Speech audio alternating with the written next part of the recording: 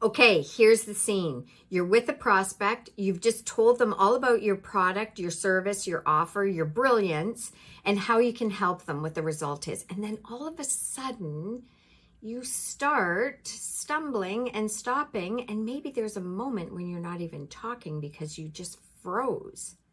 What is going on? So I'm Diane.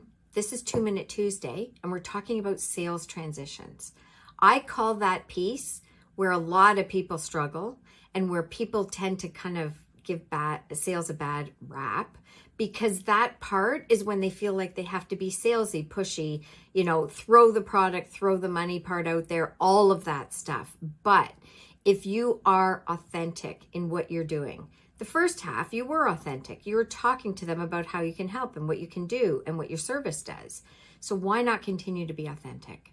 Be authentic through the transition part.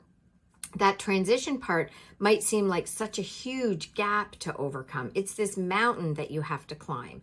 It's this huge valley that you have to go through to get to the other side where they're saying yes and giving you money for whatever service or product you have. But it really isn't that big a transition or a gap. If you're being authentic, continue to be authentic.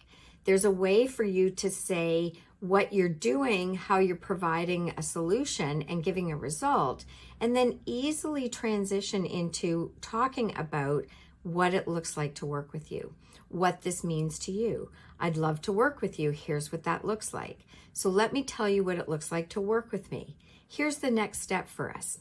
Let me take you through the process of how this all works.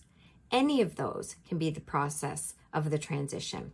And then you talk about getting them on board. So if this helped, there's more like this in Sales Money Unleashed. I'd love to have you in our Facebook group, and you're going to sell more.